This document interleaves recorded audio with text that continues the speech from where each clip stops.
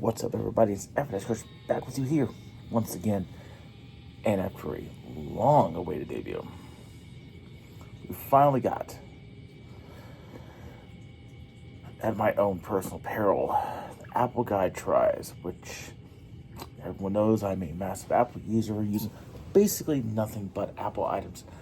But I'm willing to see other items, and especially see items that are more in the scope of value. So what I have right here is the LG K31 Rebel.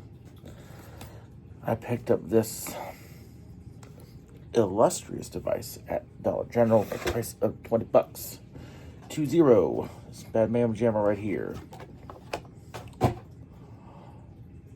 gotta pick that up later. Anyway, so this guy right here. Let's get into it. Got the specs right here. A 5.7-inch screen, 720 by 1520 pixels, 13 megapixel rear camera with 2 gigs of RAM.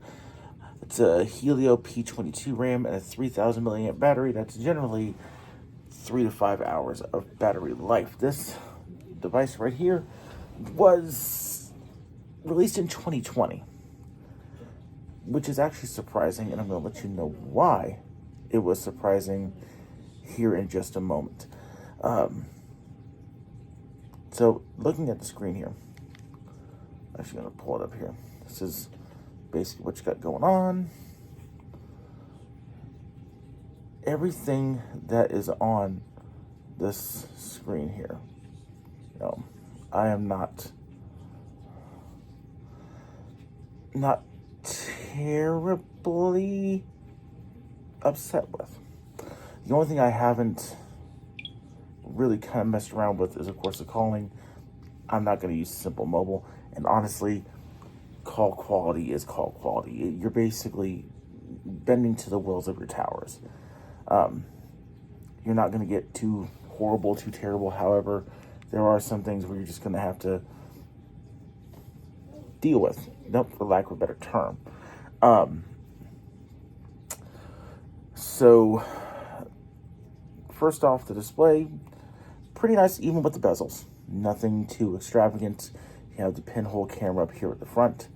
On the back, pretty standard for a value device. Now,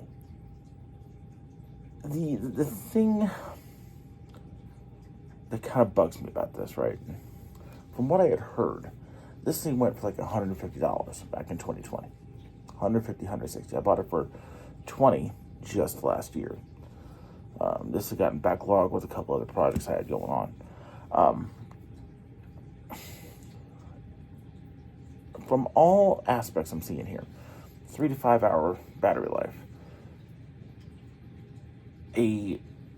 I won't say this is a terrible screen. I'll kind of show you here. Standard home screen. I haven't really messed with this at all. The only thing I've done is kind of go in, pull up YouTube on the browser. Haven't actually downloaded any apps at all. Facebook comes preloaded somewhere for some reason. Don't know why. Actually, no, YouTube is actually preloaded. There's a problem with the server. I'm actually on Wi-Fi right now, which that's a problem. But I did get YouTube to work in Chrome, which, if I'm taking a look here, I'm going to show you. Video quality isn't terrible. It takes a hot minute to get started if you're doing it on the browser. However, this is also going to be part of the problem because got it here. Watch this.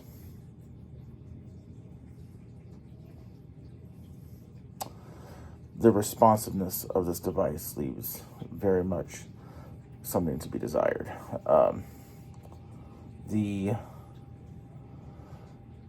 The overarching problem that we're running into with devices like this, you can actually see it here. It's a little snappy. Got a little bit of a delay on that, on the push and the swipe. However,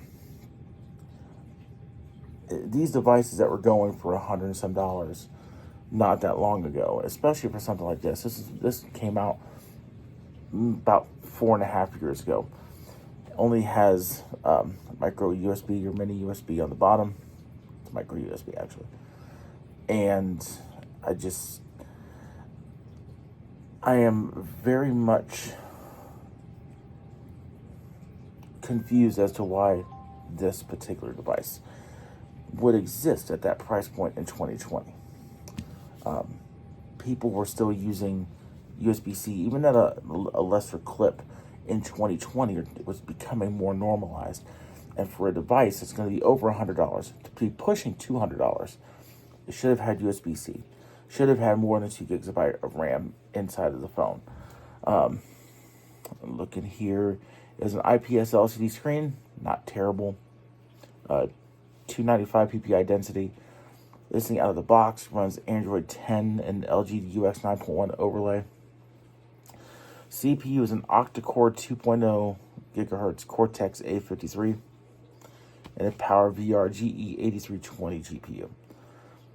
Micro SD card. It does come with 32 gigs standard on the inside. Not terrible. Not terrible. And one thing, the actual selfie camera is a 5 megapixel. Does take 1080p at 30 frames per second. The main camera, 13 megapixel, and also has an ultra wide 5 megapixel. So, and the it's 1080p at 30 frames per second on the main camera as well.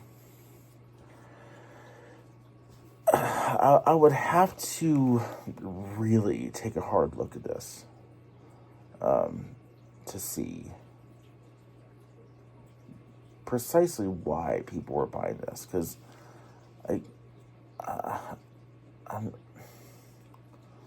some people said it was a good deal, some people said it wasn't a good deal. However, for a device like this, good for kids, definitely good for kids. Something that you can kind of toss around, not worry too much about. If it breaks, it breaks. If you're buying this in 2020 at the price of $150, $160, you're getting ripped off. Plain as day. However, even today, with its limitations, not sure if you can sideload anything above the standard Android 10 on it. You might be able to. I mean, the rooting community is very much about installing the backwards compatibilities to these phones and getting more of a use out of them. You might be able to use it as maybe a emulation machine. A lot of people tend to use that on these older phones. But for me, it would have to be under 100 at least. And under 100 is pushing it. It is good that you can extend the RAM or extend the internal memory. But I can't. If you find this thing for more, if you find it used for more than $20, you're definitely get ripped off. New at 20, usable, definitely usable, but it have to be for very simple tasks.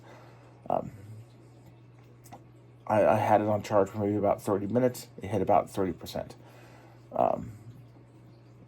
But with the little bit of lag I saw, and the graphical interface already starting to dip back, and then the direct, Android 10 or older YouTube app being dropped, would have to see if it would be even available to upgrade to a newer version of Android. Or maybe even update the app. The app just might need updated. Again, this is straight out of the box. But the fact that you can use YouTube in the browser is a good thing. At least it shows that Chrome has very good usage even now. You just have to set your expectations accordingly. So, $20, I would say, good deal. 80 is pushing it. Over 100, definitely not. If I had to give it a rating,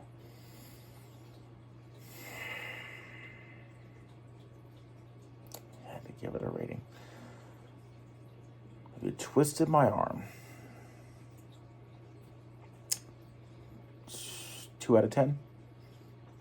But that's only because of the lag and the potential of no support. As a standalone device, 4 to 5 out of 10, because there is life in it.